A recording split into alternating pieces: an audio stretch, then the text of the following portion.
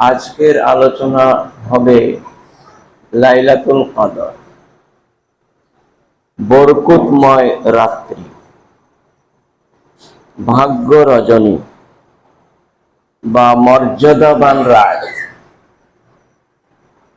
এই রাত্রিতে যে নরনারী, যে পুরুষ এবং নারী, যে মমিন পুরুষ এবং মমেনা নারী 5টি রাতে জেগে জেগে ইবাদত বন্দিগিতে মগ্ন হয়ে কাটাতে পারবে, তারাও প্রচন্ড ভাগ্যবান এবং ভাগ্যবতী মানুষ। তাদের চেয়ে সেরা মানুষ আর জগতে কেউ হবে না। সেই জন্য কোরআনুল মাজিদে একটি সূরাই নাযিল হয়েছে লাইলাতুল কদর সম্বন্ধে। সূরাটির নামই হচ্ছে সূরাতুল কদর, মর্যাদাবান রাত। ইন্না আনজালনাহু ফি লাইলাতিল কদর, নিশ্চয়ই আমি কোরআন মাজিদকে নাযিল করেছি মুহাম্মদুর রাসূলুল্লাহ সাল্লাল্লাহু আলাইহি সাল্লামের উপরে বরকতময় রাত্রিতে। ওমা আদরাকা মা লাইলাতুল কদর, হে মুহাম্মদ সাল্লাল্লাহু আলাইহি সাল্লাম, তুমি কি জানো মর্যাদাবান রাত্রি কি? তারপরে মহান আল্লাহ তাআলা বললেন, লাইলাতুল কদর খায়রুম মিন আলফি শাহর, বরকতময় রাত হলো হাজার মাসের চেয়েও ইবাদত বন্দেগী করার চেয়েও উত্তম এবং শ্রেষ্ঠতম রাত। তানাজ্জালুল মালাইকাতু, এই রাত্রিতে অসংখ্য ফেরেশতা মণ্ডলী নাযিল হয়। আর রূহ এবং জিবরাইল আলাইহিস সালাতু সালাম তিনিও অবতরণ করেন। বিইজনি রাব্বিহিম, আল্লাহর নির্দেশে, মহান আল্লাহ তাআলার হুকুমে সকলেই নিচে চলে আসে, জমিনে চলে আসে। সালাম, এবং এই রাত্রিটি শান্তিময়, শান্তি হয়ে থাকে। হাত্তা মাতলাইল ফজর, হাওয়াও বলি, অর্থাৎ ফজর ফর্সা হওয়া পর্যন্ত, সুবহ সাদেক পর্যন্ত ওই ফেরেশতারা সবাই নিচে এসে যান এবং থাকে।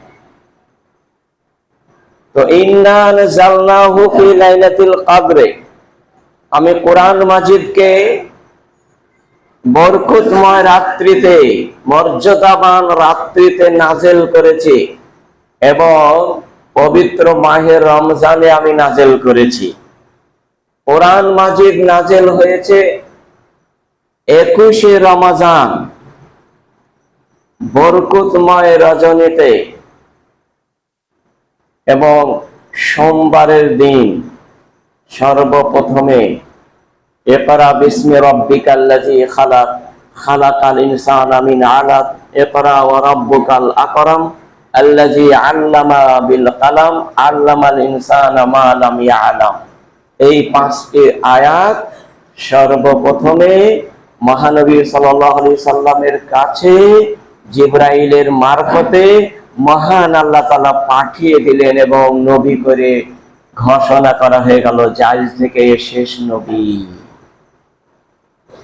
এবং খ্রিস্টাব্দ হিসাব করতে গেলে 610 খ্রিস্টাব্দ এবং 10ই আগস্ট, এবং চন্দ্রবর্ষ হিসাব হলে 40 বছর 6 মাস 12 দিন বয়স যখন মহানবী, এবং সৌর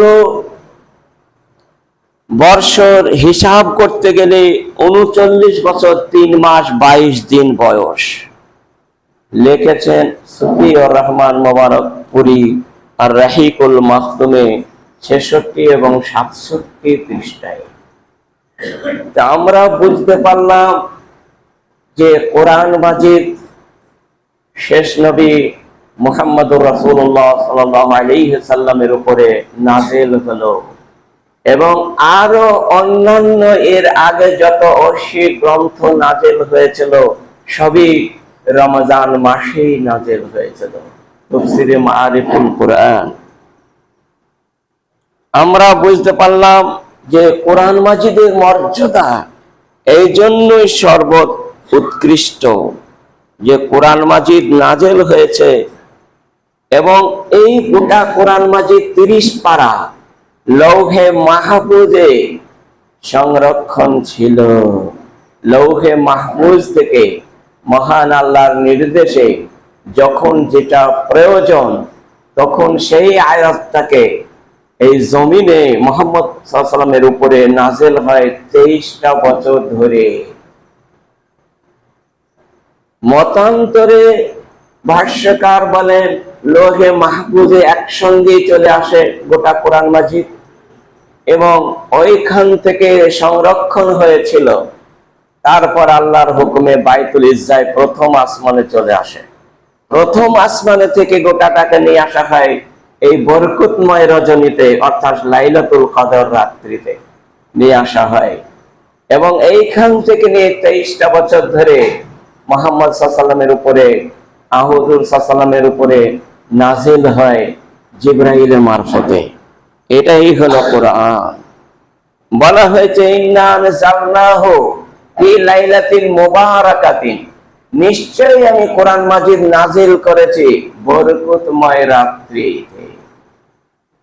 ইন্না কুন্না মুনজিরিন, আর নিশ্চয়ই আমি সতর্কবান, খুব সাবধানে নাযিল হয়েছে। ওমা ইয়ানতাকু আনিল হাওয়া ইন হুয়া ইল্লা ওয়াহয়ুন ইউহা। মুহাম্মদ সাল্লাল্লাহু আলাইহি ওয়াসাল্লামের কাছে একটা কথা বলা হয় না যেটা আল্লাহর তরফ থেকে আসে নাই, অর্থাৎ ডাইরেক্ট এসেছে এটা এই কোরআন মাজিদ। শুধু তাই নয়, এই কোরআন মাজিদে ফিহা ইউফরাকু কুল্লু আমরিন হাকিম, সূরা দোখানের 3 নম্বর আয়াত বলা হয়েছে এই রাত্রিতে আল্লাহর নির্দেশে হিকমতে বহু কাজ অবতরণ করা হয়েছে। লোহে মাহফুজে ছিল আল্লাহর হুকুমে ফেরেশতার দায়িত্বে দেওয়া হয়েছে এই বরকতময় রজনীতে। শুধু তাই নয়, এবং এই লাইলাতুল কদরের রাত্রিতেই ফেরেশতার মারফতে নিয়ে আসা হয়েছে এবং বলা হয়েছে দায়িত্ব এক এক ফেরেশতার যে বহু কাজের দায়িত্ব দেওয়া হয়ে গেছে। বাৎসরিক দায়িত্ব মানে 1 বছরের মধ্যে যাহা কিছু হবে সব দায়িত্ব এই ফেরেশতাদের দায়িত্বে দেওয়া হয়েছে। এই লাইলাতুল কদর রজনী থেকে শুরু হয়ে আগামী বছরে রমজান মাসে লাইলাতুল কদরের রাত আসা পর্যন্ত এই 12টি মাসে যে মানুষটা মৃত্যুবরণ করবে তাও লেখা হবে অমুক তারিখে অমুক সময় অমুক রোগে বা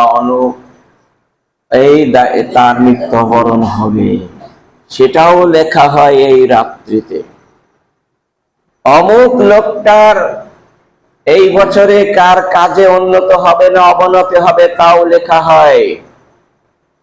এই দেখা যায় এই 12 মাসের মধ্যে কোন বাচ্চাটা শিশু জন্মাবে, বড় হবে, কোনটা মৃত্যু হবে, কোনটা কষ্ট পাবে, কোনটা পাবে না, সবকিছু লিপিবদ্ধ করা হয়। শুধু তাই নয়, কুল্লু আমরিন হাকিম, আল্লাহর তরফ থেকে কাজের সংখ্যা অনুযায়ী এই বছরে বৃষ্টিপাত বেশি হবে না শুষ্ক হবে না অনাবৃষ্টি হবে না অতিবৃষ্টি হবে তাও লেখা হয়ে যায়। এই সামনের সিজনে ফসল ভালো হবে না মন্দ হবে তাও লেখা হয়ে যায়। কে আগামী বছর আসছে অ্যাক্সিডেন্টে মারা যাবে সেটাও লেখা হয়ে যায়। কোন রোগে মারা যায় সেটাও লেখা হয়ে যায়। কোন সুস্থ হয়ে যাবে, কোন লোকটা অসুস্থ ছিল সারা জীবন তার সুস্থ হয়ে পরিণত হয়ে যাবে, তাও লেখা হয়ে যায়।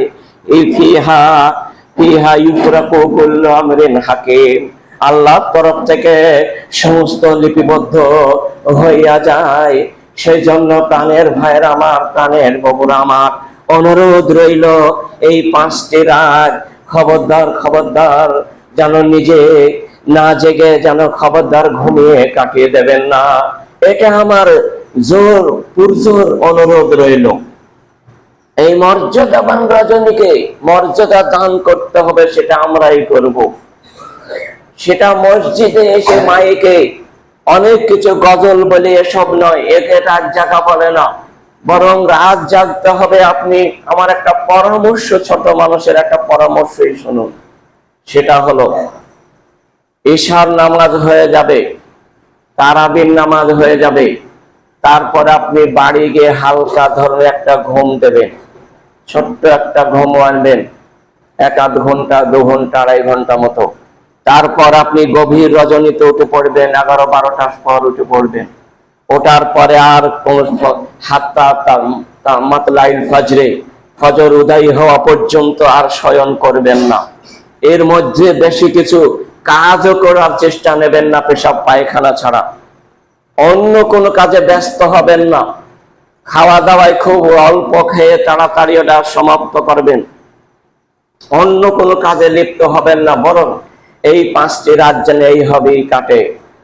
বাড়িতে আপনি কোরআন মাজিদ পড়বেন, তসবিহ তাহলিল করবেন এবং সালাত আদায় করবেন, নফল সালাত আদায় করবেন। সালাতুল হাজা আছে, সালাতুল তাহিয়াতুল ওযু আছে, সালাতুল তাহিয়াতুল মসজিদ আছে, সালাতুল তাওবা আছে, এবং শেষ জীবনে একটি খুব যখন গুরুত্বপূর্ণ আপনার টেনশনে যুক্ত আছেন, ওইটাকে মুক্ত করার জন্য আপনি 2 রাকাত সালাত আদায় করবেন, নাম সালাতুল হাজা। আপনার টেনশন, আপনার বিভিন্ন বিরক্ততা সমস্তকে আল্লাহ তাআলা প্রসার করে দেবেন, সমস্তকে প্রশান্তে পরিণত করে দেবেন আল্লাহ রাব্বুল আলামিনের কথা। সেজন্য অনুরোধ রইল এই রাতগুলোকে হেলাই ধোলাই, খবরদার গল্প গুজবে, পাশ গল্পে, গীবত গিল্লায়, পরচর্চা পরনিন্দায় খবরদার খবরদার যেন কাটিয়ে না যায়। এই রাত্রিতে একাকী থাকবেন, নিরিবিলি হয়ে থাকবেন, এটা অনুরোধ রইল। এটা সাহাবায়ে কেরাম এরকম ভাবেই রাত জাগতো, সেভাবে জাগার প্রচেষ্টা নেবেন। সেজন্য এই পবিত্র রমজান মাসে কোরআন মাজিদ নাজেল হয়েছে বলেই বরকতময় রাত বলা হয় এই রাতটাকে। কেন কোরআন মাজিদ নাজেল হয়েছে? শুধু তাই নয়, অসংখ্য ফেরেশতা নাজেল হয় আকাশ থেকে। এই জমিনের মধ্যে যত ফাঁকা জায়গা আছে, কোথাও একটা তিল পরিমাণের জায়গায় ফাঁকা থাকে না, এত ফেরেশতা অবতরণ হয়। তানাজ্জালুল মালায়েকাতু, অসংখ্য ফেরেশতা নাজেল হয়, আর জিবরাইল তাদের লিডার হয়ে চলে আসে এবং সারা রাত তারা ডাকে। তাদের হাতে একটি পতাকা থাকে সবুজ রঙের, ওই গ্রিন পতাকাকে কাবা ঘরের ছাদে উড্ডীন করে দেয় এবং সারা রাত পথ পথ করে উঠতে থাকে আর বলে, কে আছো ইয়া কাবিল আল খায়রে আকবিল, যারা ভালো কাজ করে যাচ্ছ, জেগে জেগে ইবাদত বন্দেগী মশগুল আছো, আরো বেশি বেশি করে ইবাদত করো, আরো বেশি বেশি করে কোরআন পড়ো, আরো বেশি বেশি করে তাসবিহ পড়ো, আরো বেশি বেশি করে সালাত আদায় করে নাও, বেশি বেশি করে নাও, খুব প্রয়োজন আছে, মৃত্যুর সময় খুব দরকার হবে। ইয়া কাবিলা শাররে আকসির, আর যারা এখনো পর্যন্ত ঘুমিয়ে আছো, অবুঝের মতো এখনো পর্যন্ত ঘুম ভাঙে নাই, তাড়াতাড়ি উঠে পড়ো। ও কাবিলা শাররে, দুষ্টুমি কাজ আর করো না, অন্যায় কাজ করো না। আকসির, এটা কম করো, দয়া করে আজকে উঠে ফেরেশতার সম্মানে সম্মানিত করো। এটা বলতে থাকে 2 জন ফেরেশতা এবং বলে তারা ওঠো। এই জন্য এটাকে ভাগ্যময় রজনী বলা হয়, যেহেতু ভাগ্যের নির্দেশ হয়ে দেওয়া পরিবর্তন হয়। ভাগ্যকে 2টো জিনিস পরিবর্তন করতে পারে পৃথিবীতে, একটা হচ্ছে সদাচরণ, আর 2 নম্বর হচ্ছে আস্তাগফিরুল্লাহ আল্লাযী লা ইলাহা ইল্লা হুয়াল হাইয়ুল কাইয়্যুম আতুবু ইলাইহি। এটা যে বেশি বেশি করে ওই রাত্রি পড়বে তার ভাগ্য পরিবর্তন হয়ে যাবে। যদি কেউ 200 বার 500 বার পড়ে তার ভাগ্য পরিবর্তন আসবেই। তার যা ইবাদত করতো তার ডবল চলে আসবে। এটা আল্লাহ রাব্বুল আলামিন নবীকে দিয়ে বলছেন, হে নবী তুমি বলে দাও। ভাগ্যের পরিবর্তন একমাত্র দোয়াতেই হয় আর সদাচরণে হয়। মানে শিষ্টাচার, সদাচরণ এবং নম্রতা, ভদ্রতা, শালীনতাতে খুব নম্রতা ভাষে মানুষের সঙ্গে ব্যবহার করলে এটা তার চলে আসে, তার আয়ু বৃদ্ধি করা হয়। বাকি কোথাও পাওয়া যায় না যে তার বয়স বাড়ানো হয়।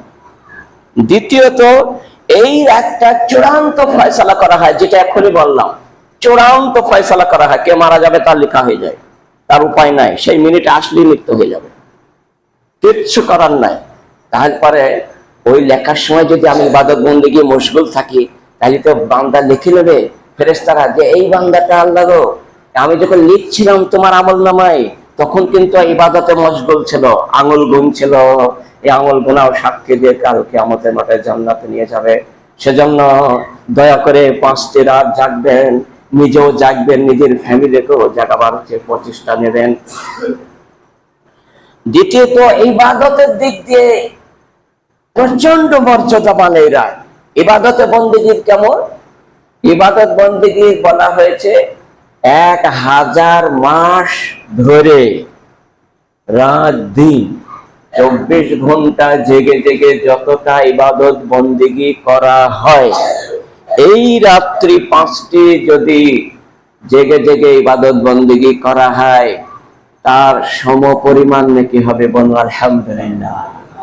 শুধু তাই নয়, মহানবী থেকে পাওয়া যায়, বলেছেন 83 বছর 4 মাস ইবাদত বন্দেগী করলে যতটা নাকি হয়, ওই 5টা রজনীতে রিয়াজ জেগে জেগে নিরিবিলি একাকী ইবাদত বন্দেগী লিপ্ত থাকলে তা অতটা নাকি হয়। তাহলে বোঝা গেল ভাগ্য রজনী এমনি নয়। সাহাবায়ে কেরাম এবং তাবিঈনে ইজাম এনারা সকলেই কয়েকদিন আগে থেকেই ব্যস্ততা হয়ে থাকতেন, জাগার জন্য মানে প্রস্তুত হয়ে থাকতেন, যোদ্ধা প্রস্তুতি নিতেন। আর আমরা কি করি, যত রমজান মাস শেষের দিকে আসবে তত আমরা কেনাকাটায় প্রস্তুতি জোরদার করিনি। চলো জামা গড়াইতে হবে, ই করতে হবে, চপ্পল কিনতে হবে, এসব কিনতে হবে। আর মেয়েরা বিভিন্ন রকমের তাদের অলংকার কিনবে, এই নিয়ে তাদের এই দিন কটা অতিবাহিত প্রায় হতে যায়। কিন্তু এটা কখনো ঠিক নয়। ফেরেশতাদের সম্মানার্থে আমাদেরকে ওই রাতগুলাকে প্রচন্ড মর্যাদা দিতে হবে। শুধু তাই নয়, এবং বলা হয়েছে যে জিবরাইল আলাইহিস সালাম যে একদল ফেরেশতাকে নিয়ে আসলেন, সারা বিশ্বে ছড়িয়ে দিলেন। যে যখন হাত্তা মাতলাইল ফাজরে, ফজর যখন চলে যায়, সব সাদেক যখন হয়ে যায়, ফজরের জামাত যখন শুরু হয়ে যায়, তখন জিবরাইল সমস্ত ফেরেশতাকে এলান করে দেন, ঘোষণা করে দেন, ফেরেশতা মণ্ডলী তোমরা এসো, চলো, যে যেখানে তোমরা কি কাজ করলে, যে যেখানে জাগ ছিল, রাত্রিতে ইবাদত বন্দেগী ছিল, তাদেরকে জন্য রহমতের দোয়া করেছো তো? তারা বলবে হ্যাঁ, রহমতে আর মাগফিরাতের দোয়া করেছে সারা রাত ধরে যারা জেগেছিল। কারা? ফেরেশতারা। আর ফেরেশতারা যদি দোয়া করে আল্লাহর কাছে যে এই মানুষটা রাত জেগেছে, আল্লাহকে ওকে জান্নাত দিতেই হবে, এটা আমার অনুরোধ, এইরকম ভাবে দোয়া করে ফেরেশতারা। সেই জন্য এই ফেরেশতাদের দোয়া নেওয়ার জন্য বিশেষভাবে জোরালো অনুরোধ রাখলাম যে জাগার জন্য। এ হলো সূরা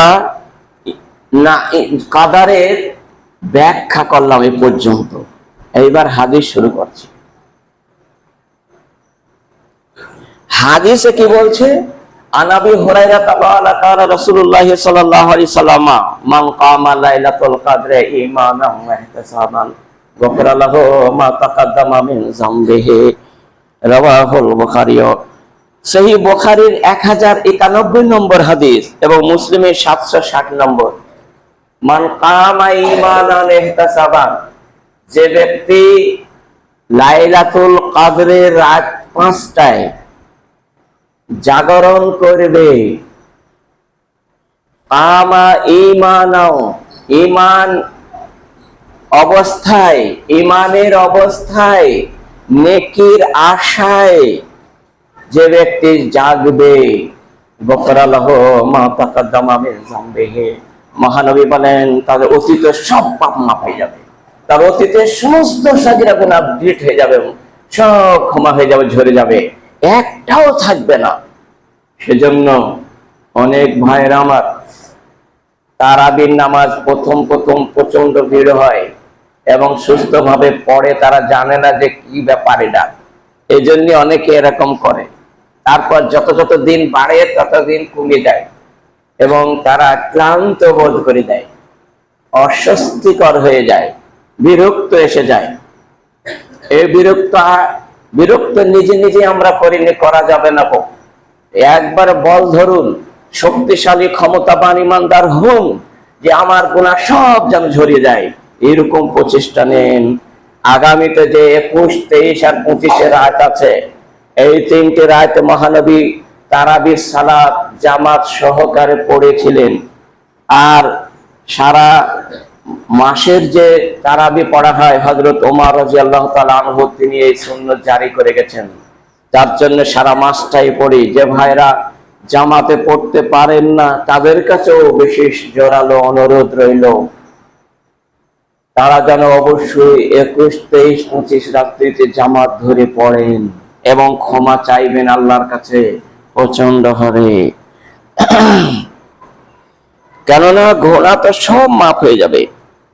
শুধু তাই নয়, লাইলাত ইবনে আব্বাস থেকে একটি হাদিস বর্ণনা করা হয়েছে, রাসূল সাল্লাল্লাহু আলাইহি ওয়াসাল্লাম তিনি বলেছেন যে লাইলাতুল কদর, লাইলাতুন সামহাতুন তালকাতুন, মানে লাইলাতুল কদরের রাতটি, বরকতময় রাত হলো এত স্বচ্ছ, পরিষ্কার, শান্ত, না হারাতুন ওয়ালা বারাদাতুন, না শীত না গ্রীষ্ম, না শীত না গরম, বরং দুটোর মাঝামাঝি এই রাত হয়। প্রচন্ড শীত হলেও অত শীত হবে না, প্রচন্ড গরম হলেও গ্রীষ্মকালে অত গরম হবে না ওই রাত। মহানবী বলেন ওই রাতটা গরম কমে যাবে, আর প্রচন্ড শীত হলেও ওই শীতটা কমে যাবে। এটা এই বান্দার ইবাদত বন্দেগীতে যাতে করতে পারে তার জন্য এটাকে সুযোগ দেওয়া হচ্ছে। বলা হয়েছে তুসবিহু শামসুহা, আর সকাল ভোরে সূর্য উঠবে যখন, সাহি সাবিহাতুহা জাইফাতুন হামারা, তার সুষমা, তার কিরণ, তার তাপ, তার রোদের প্রখর খুব দুর্বল হয়ে উঠবে, লাল হয়ে উঠবে, লাল বর্ণ হবে এবং খুব একটা রোদের জোর হবে না। এই রাতের সম্মানার্থে মহানবী বলেন এতটা কিছু হবে। এরা তায়ালাসিতে এই হাদিসটা বর্ণনা করা হয়েছে এবং ইবনে কাসিরে এই হাদিসটি 7379 নম্বর, এবং সেই মুসলিমে একটি হাদিস আছে লা শুআ লাহা, এবং রোদের কিরণ ও তাপ হবে না। আর একটি হাদিস আছে সহিহ ইবনে খুজাইমায়, লা ইয়াখরুজু শাইতানু হাত্তা ইউজিউ ফাজরহা, শয়তান ফজর পর্যন্ত, ফজরের সালাত আদায় করা পর্যন্ত সে প্রকাশ হয় না, হবেও না, পারবে না, চুপচাপ থেকে যাবে ওই রাত্রিতে। শয়তান হাঁটা চলা করতে পারে না। ওই রাত যখন শেষ হয়ে যাবে, ফজর শেষ হলো, তখন সে চেতন হয়ে উঠে সে কাজ করে। তাহলে বোঝা গেল ওই রাতটার কতটা যে মর্যাদা, কতটা দাম, কতটা মূল্য আল্লাহর কাছে, মহানবীর কাছে। তা আমাদের কাছে কিছু মূল্য নেই সে কথা আলাদা, কিন্তু মূল্যহীন হলে হবে না, বরং মূল্যবান হতে হবে আমাদেরকে। সেজন্য অনুরোধ রইল, যখন একটা হাদিস বলছে মহানবী কেমন ভাবে ইবাদত করতেন আর আমরা কেমন ভাবে করি, এই হাদিসটাই পরিষ্কার বোঝা যাবে যে মহানবীর ইবাদত কেমন হতো। আন আয়েশা রাদিয়াল্লাহু তাআলা আনহা قالت قال النبي صلى الله عليه وسلم اذا دخل العشر। হযরতে আয়েশা রাদিয়াল্লাহু তাআলা আনহা তিনি বলেন, রাসূলুল্লাহ সাল্লাল্লাহু আলাইহি ওয়াসাল্লাম বলেছেন, ইযা দাখালাল আশর, যখন রমজান মাসের শেষ 10 দিনে পৌঁছে যায়, সাদ্দা মিজারাহু, তিনি লুঙ্গিকে বেঁধে নেন, ওয়াহিয়া লাইলাহু, এবং সারা রাত জাগেন, ওয়া আইকাজা আহলাহু, এবং নিজের পরিবারগুলোকেও জাগাতেন, সারা রাত বাধ্যতামূলক জাগাতেন। তাহলে সহিহ বুখারী থেকে এই হাদিসটা বর্ণনা করা হয়েছে 2024 এবং সহিহ মুসলিমে 1074 নম্বর হাদিস, যে হযরত আয়েশা নিজেই তার স্ত্রী মহানবী তিনি এই হাদিসটা বর্ণনা করেন যে রাসূল সাল্লাল্লাহু আলাইহি ওয়াসাল্লাম এই রমজান মাসটায় তিনি তো পুরো মাসটাই ইবাদত বন্দেগীতে বেশিরভাগ সময় ব্যয় করতেন, আর যখন শেষ 10 দিন এসে যেত তখন আর আমি ভাষায় পাচ্ছিনি যে কেমন ভাবে ইবাদতে মগ্ন হতেন, সে ভাষা আমার নাই। তবে হাদিসের ভাষা হচ্ছে সাদ্দা মিজারাহ, মহানবী এত জোর প্রস্তুত গ্রহণ করতেন যে সাদ্দা মিজারাহ, সাদ্দা মানে হচ্ছে বাঁধা, মজবুত করে বাঁধা, আর মিজারাহ মানে হচ্ছে লঙ্গি, মানে লঙ্গিকে কাঁচা মারা, আমরা কোঁচা মারি ওই রকম ভাবে লঙ্গি কোঁচা মেরে মেটতে আচ্ছা হবে, সেফটি কোনো একটা ভারী কাজ করতে গেলে আমরা যেমন করি, ঠিক ওই রকম ভাবে মহানবী বলতে চাইছেন ওয়াহিয়া লাইলাহ, এবং সারা রাত জাগতেন, আইকাজা আহলাহ, নিজের ফ্যামিলিকে সারা রাত বাধ্যতা জাগাতেন, বাধ্য করতেন যে সারা রাত 5টা রাতে জাগতে হবে, এটা বাধ্য করাতেন মহানবী আমার, দয়ার নবী আমার নিজেও জেগেতেন সারা রাত, নিজের পরিবারকেও সারা রাত জাগিয়েছেন। এত সুন্দর কথা মহানবী আমার বললেন, দেখুন এত সুন্দর করে তিনি করলেন। আর আমরা কি এই 10 দিনে কি হয়, অন্য রাস্তায় আমরা জাগরণ করি, কেনাকাটার দিকে কোনটা কি যায়, চলো বাজার চলছে, সময় নেই, সব কিনতে হবে, ঈদের নামাজ পড়তে হবে, নতুন হবে, সব এইসবে প্রস্তুত আমাদের হয়ে থাকে। আর মহানবী প্রস্তুত কি করছেন, কি করে পরকালে পাড়ি দেব, প্রশান্তময় জীবন হয়, বারজাকি জীবন কি করে ভালো হবে, আরামে থাকবো, পরকালে কি করে ভালো হবে, এর জন্য হয়তো আগামী বছর এই সবে কদর আমাদের ভাগ্যে জুড়বে না, যার জন্য মহানবী এই মূল্যবান রজনী গুলোকে হাত ছাড়া না করে তিনি প্রচন্ড মগ্ন হয়ে ধ্যানে তিনি রত হয়ে জাগতেন। তাহলে এই হাদিসটাই আমরা পেলাম।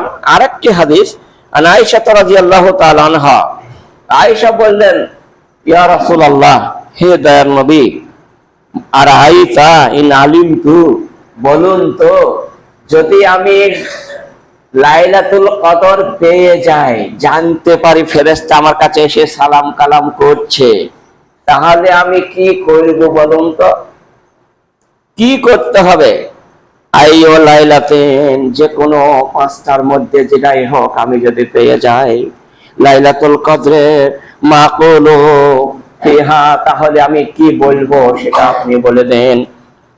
কালা কুলি, মহানবী আমার বললেন, আয়েশা তুমি বলবা আল্লাহুম্মা ইন্নাকা আফুউন তুহিব্বুল আফওয়া ফাআফু আননি, এটা বলে দিলেন।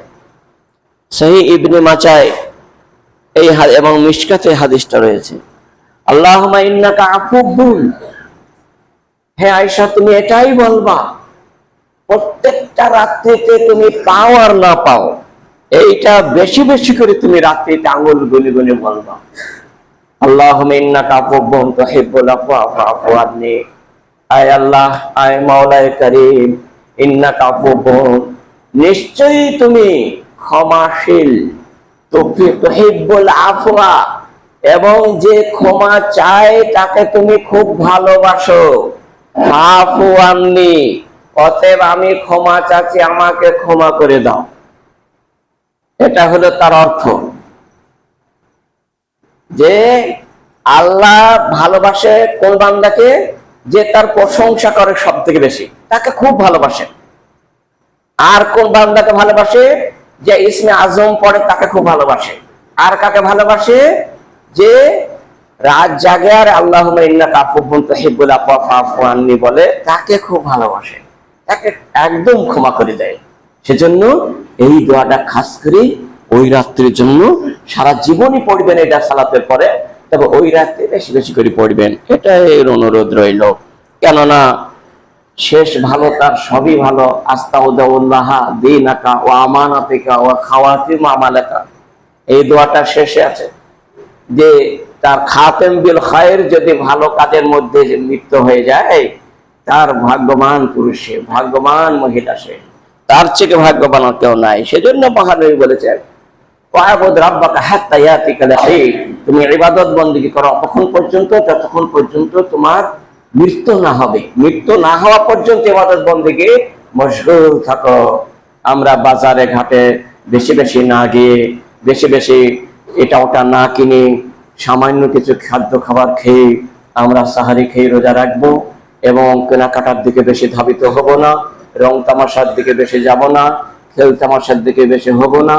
আমরা এই কটা দিন খুব সংযমশীল হয়ে, খুব আল্লাহ ভীরু হয়ে, পরহেজগার হয়ে যাব, নিষ্পাপ হওয়ার চেষ্টা করব। প্রত্যেকটা ভাই বোনদের কাছে আমার বেশি জোরালো আবেদন রইল, আল্লাহ যেন আমাদেরকে, আমরা যেন সকলেই ইবাদত বন্দেগীতে মশগুল থাকতে পারি। আর আল্লাহর কাছে আমার পুরজোর আবেদন রইল এবং প্রার্থনা রইল, হে মওলাই কারীম, আমরা যারা ইবাদত বন্দেগী করব, আল্লাহ তুমি নিছক এই ইবাদত বন্দেগীতে তুমি কবুল করে